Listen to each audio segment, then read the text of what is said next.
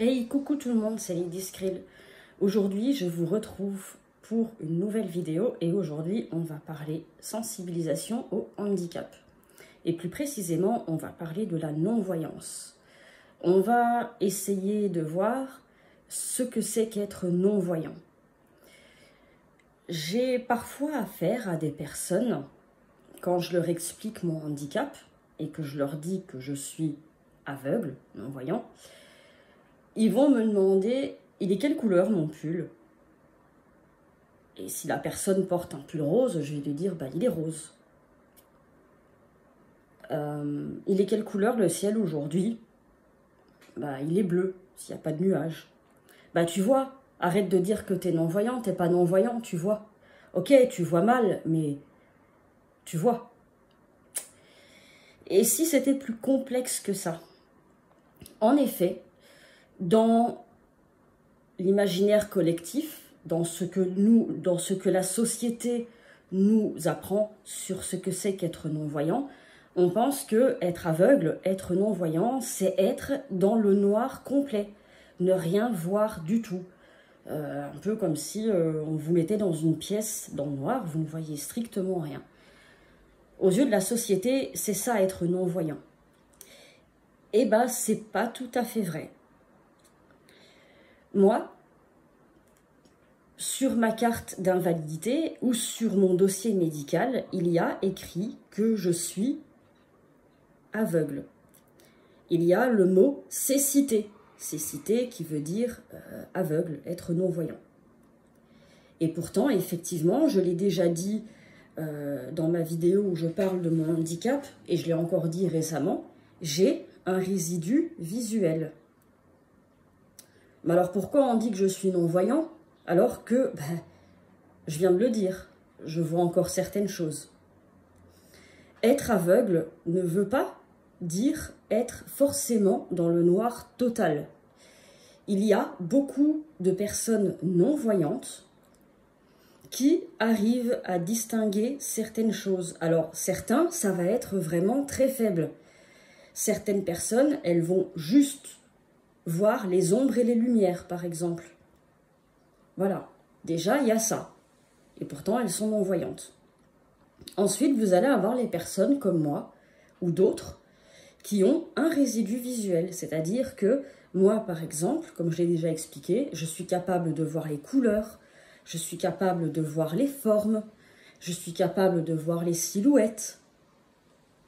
Voilà, j'ai un petit résidu visuel. Mais ce résidu visuel n'est pas considéré comme de la vision. On parle plus de distinction. Distinction de forme, distinction de couleur. Pour vous donner une idée, je ne peux pas lire. Voilà, pour lire, j'ai besoin soit du support braille, c'est d'ailleurs comme ça que j'ai appris à lire et à écrire, ou d'un support de synthèse vocale, ce que j'utilise notamment pour venir ici lire des commentaires. Voilà, j'utilise un logiciel de synthèse vocale et saisie vocale pour écrire. Je suis incapable de lire autrement. Ou alors parfois je peux lire en très agrandi, mais ça va être un mot ou deux. Après je peux plus, mes yeux ils veulent plus. Ils me disent va te faire voir, nous on arrête. Donc voilà.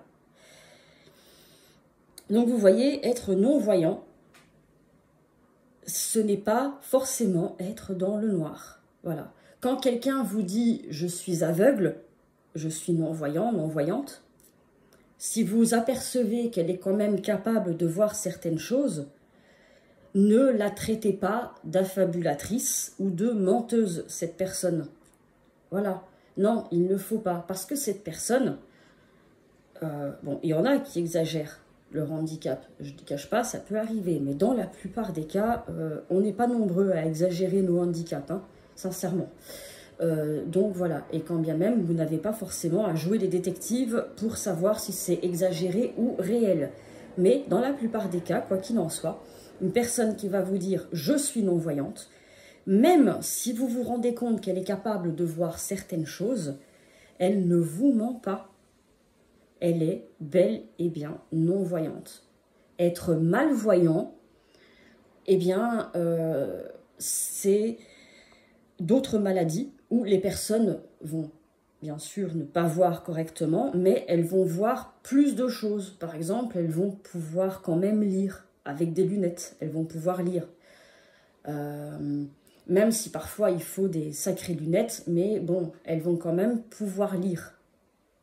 Elles n'ont pas besoin que ce soit ultra agrandi ou, eh bien, elles ne pourront pas juste lire 2 mots et après, ben, je ne peux plus.